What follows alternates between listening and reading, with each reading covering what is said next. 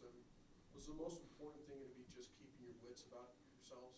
Yeah, just win the game. That was the most important thing. That's what we kept talking about during our timeouts is find a way to win the game.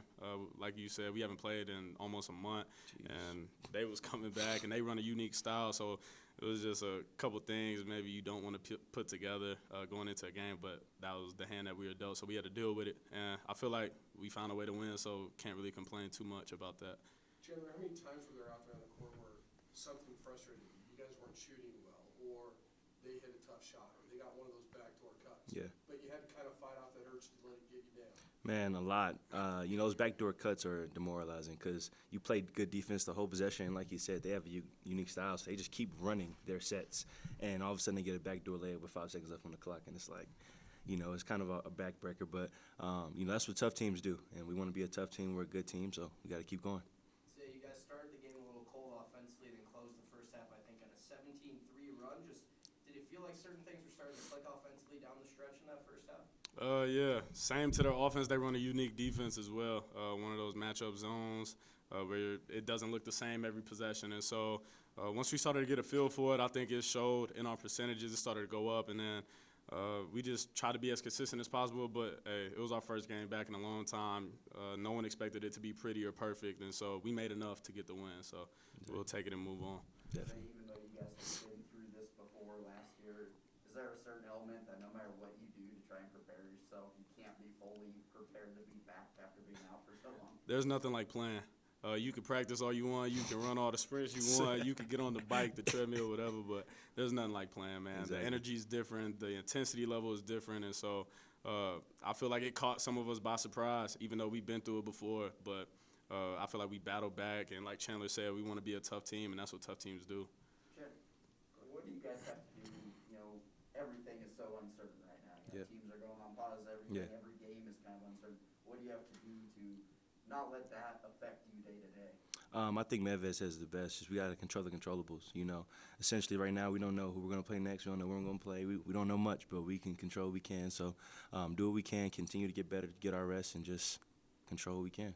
Yeah, Isaiah, how much does cohesiveness play a role in overcoming something like this? I mean, you guys are a close team. Does that help, when you have this month-long pause like this? Absolutely, because when you get in certain situations in the game, like you got to go off what you know and your habits and your instincts. And we played with each other so long, we kind of just started running some things that we knew from maybe a couple years ago, or maybe something we put in a couple practices ago that we know could potentially work to our benefit. And so I feel like that's a sign of a team that's really starting to gel together the way we needed to.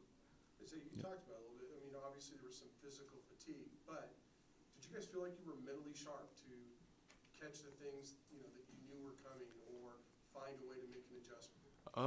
Man, I'm gonna keep on saying that we were sharp enough to win, but we weren't we weren't all the way locked in to where we needed to be. And like we said, man, we haven't played in a while, so that's gonna come. We're gonna get back in the film room like we have. We're gonna continue to get our on-court reps, just seeing the motion, seeing the actions. That's going to be big for us. And so we can't dwell too much on how many back cuts we gave up or how many times we didn't execute a switch and guys not doing what they're supposed to do, because it's a tough situation that we were in, but we were able to figure it out. Say you were 6 points away from 1,000 career heading into tonight. Were you paying attention to that before the game? Did you know when you were going to hit it? Wasn't paying attention to it, but I definitely knew. I can't sit up here and lie about that. Like, people in my ear, man, all you need is 3 layups. Is that too hard? It's stuff like that. So definitely knew about it. Try not to think about it, just because the way I feel like when I'm at my best is when I'm just out there flowing. If I get my 6 points, then it's cool. If I don't, then we'll try again the next game. But it's definitely a blessing to be able to get that achievement. There's been a lot of great players that have been able to do that, and so I'm just happy to be a part of the club. Did you know it on the play that you got it, on the steal and layup? I didn't. But I when the timeout, there was a timeout right after, and then some of the guys on the team told me, so it was pretty cool. Did David say anything about him getting there first? Nah, we haven't had that talk. I'm sure it'll come up at some point, though. Is that one game difference? A couple game difference? Yeah. One game difference? Yeah, one game. That's crazy. Yeah. Isaiah, the margins are so slim sometimes with the big games, and there's a long way to go, and a hard road to get there. What message did you guys send tonight to the neutrals who see you as a ranked team and hadn't seen you in a month?